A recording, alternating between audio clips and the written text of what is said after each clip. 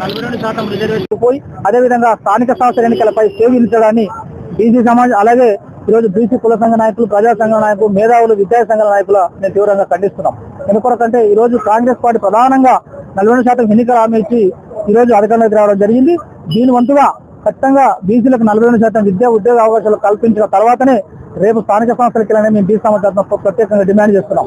ఇంకొకటి ఏంటంటే ఈ రోజు ఉన్న రాష్ట్రంలో ఉన్న అన్ని ప్రధాన పార్టీలకు నాయకులు మొత్తం అగ్రవర్ణ నాయకులు కాబట్టి ఈ రోజు బీసీలకు 42% రిజర్వేషన్ ఇచ్చేంలో ఏ పార్టీ కూడా తగినంత చిత్తశుద్ధం ముందుకుపోతుందని మేము భావిస్తున్నాం. ఎందుకంటే పక్కన తమిళనాడు రాష్ట్రంలో దాదాపు 69% రిజర్వేషన్ రోజు బీసీలు అనుభవిస్తున్నారు. ఎందుకంటే అక్కడ ఉన్న ప్రభుత్వాలు గతంలోనే పార్లమెంట్ లో బిల్లు పెట్టించుకొని రాజ్యాంగ సవరణ చేసి 9వ షెడ్యూల్ పెట్టించుకొని ఈ రోజు అక్కడ రిజర్వేషన్ వాళ్ళు ఎంజాయ్ చేస్తున్నారు. కాబట్టి అదే తరహాలో తెలంగాణ రాష్ట్రంలో ఏదైతే కాంగ్రెస్ పార్టీ ఎన్నికల హామీ ఇచ్చిందో ఆ హామీ నిలవేరాలంటే ఖచ్చితంగా రాజ్యాంగ సవరణ చేసి 9వ షెడ్యూల్ చట్టబద్ద ఉంటుంది. లేదంటే ఇటువంటి వీళ్ళు 9 జీవోలు ఎన్ని తెచ్చినా కూడా రేపు కోర్టులో నిలబడవు.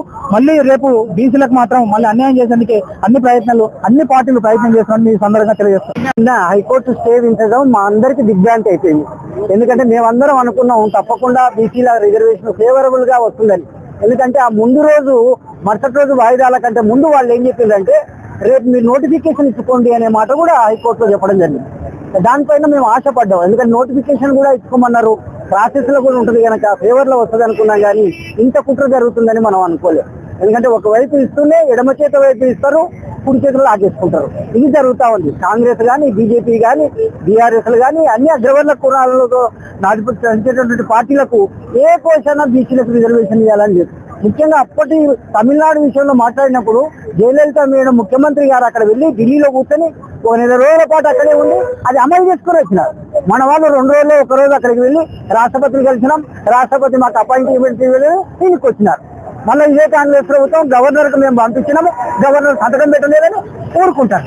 అట్లా కాదు కదా. నిజంగా చిత్తశుద్ధి ఉంటే అమలయ్యే వరకు కొట్లాడాలి. లేదు లాస్ట్ మినిట్ లో వచ్చి ఆ కోర్టులో మంత్రులు వాళ్ళందరూ వచ్చి మేమేదో బీసీలకు ఫేవర్ అని చెప్పి వాళ్ళు అడిగిన ప్రశ్నలకు కూడా సమాధానం చేయకుండా దాటేసింది. 3వ విషయం ఏం జరిగిందంటే ఈ రోజు వరకు కూడా ఆయన కులగరణ చేసినటువంటి ముఖ్యమంత్రి గారు ఈ రోజు వరకు కూడా బయట పెట్టండి. కోర్టు కూడా అడిగింది ఏమైనా బయట పెట్టిండ్రా, బహిరంగ పరిచిండ్రా అంటే లేదు. మరి ఇప్పుడు ఇవన్నీ మీరు చేసుకొని బీజేపీ కూడా చేస్తున్నటువంటిది ఈ యొక్క లాభం జరుగుతుందేమో, బీజేపీకి లాభం జరుగుతుందేమో అని ఈ పార్టీల మధ్య ఉన్నటువంటి తగాదాలతోన స్వార్థపూరిత రాజకీయాలతోన.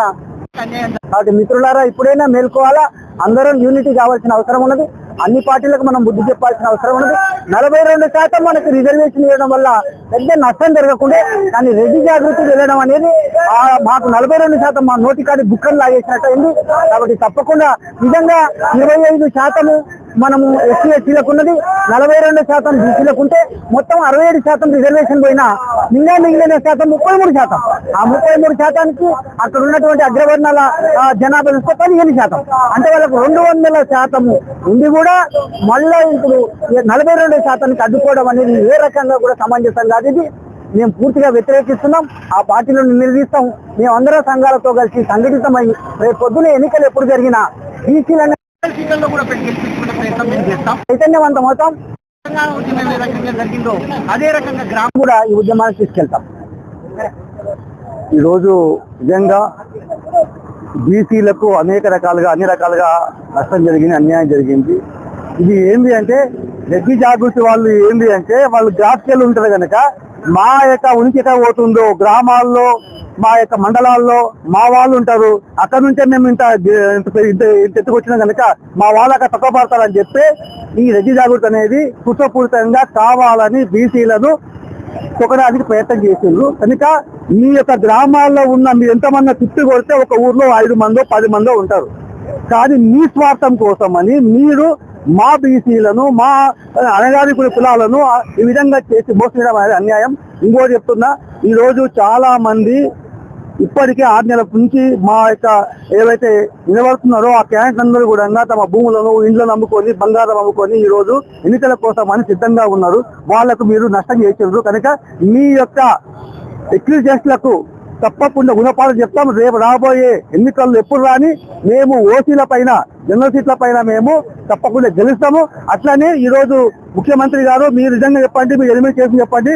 ఈ రోజు వరకు మీరు కార్పొరేషన్ చైర్మన్ ఎంతమందికి ఇచ్చారు? మీ వాళ్ళకు మేము అడిగింది కార్పొరేషన్ చైర్మన్ అడిగినామా అయితే ఎమ్మెల్యే అడిగినామా? మామూలు గ్రామంలో ఉన్న ఎంపీటీసీలు సర్పంచ్లే అడిగిన మేము కనుక మీ వాళ్లకు ఏ విధంగా నచ్చేపుతావో చెప్పుకొని రెడ్డి జాగృతి వాళ్ళను తొందరగా మీరు మాట్లాడుకొని ఆ పిటిషన్ వెనక్కి తీసుకునే బాధ్యత మీ అందరిపైన, ప్రతి పార్టీలో ఉన్న వాటిపైన. ఇంకోటి ప్రతిపక్షాలు కూడా ఈ అంశంపై నవ్వుతూ మాట్లాడుతున్నారు. ఏ నాయకుడైనా సరే నన్ను నవ్వుతూ మాట్లాడుతున్నారు. అంటే బీసీలు అంటే అంత సులుకనా? మాట్లాడేటప్పుడు సీరియస్నెస్ ఉండాలండి.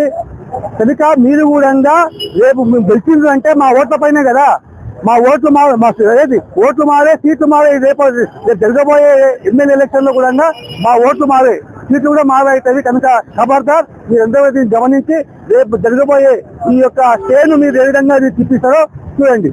జై